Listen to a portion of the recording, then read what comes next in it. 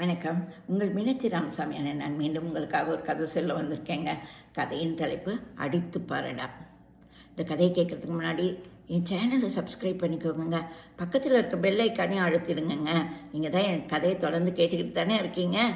சரிங்க, அடித்து பாரடான்னு நீங்கள் வன்முறையை தோன்ற கதைன்னு நினச்சிடாதீங்க. இது சாதாரண கதை தாங்க. சரி, கதைக்குள்ளே போகலாம் வாங்க.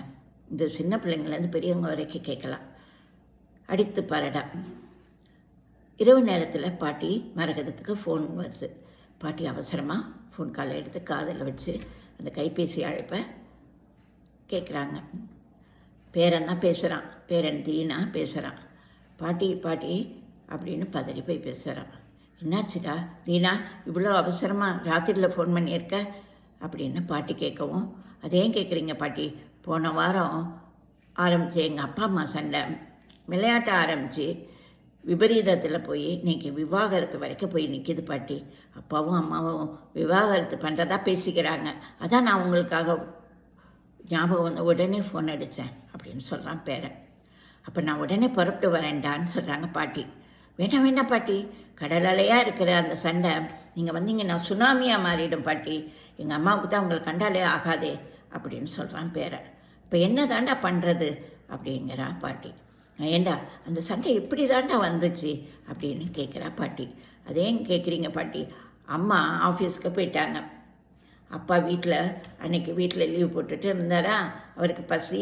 ஃப்ரிட்ஜை திறந்து குழம்பு சூடு பண்ணி சாப்பிட்டுட்டாரு. கொஞ்ச நேரத்துலலாம் அப்பாவுக்கு வயிறு கடமுடனாகி வாமிட்டும் வந்துடுச்சு. அம்மாவுக்கு ஃபோன் அடிக்கிறாரு. உடனே அம்மா என்னத்தை சாப்பிட்டீங்க அப்படின்னு கேட்குறாங்க.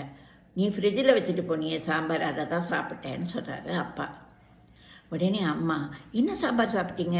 கத்திரிக்காய் முருங்கைக்காய் போட்ட சாம்பாரா இல்லை வெண்டைக்காய் சாம்பாரா அப்படின்னு கேட்குறாங்க.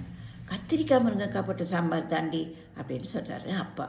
ஐயோ, அது போன வாரம் வச்சதுங்க, அது ஃப்ரிட்ஜுக்குள்ளேயே இருந்துச்சு.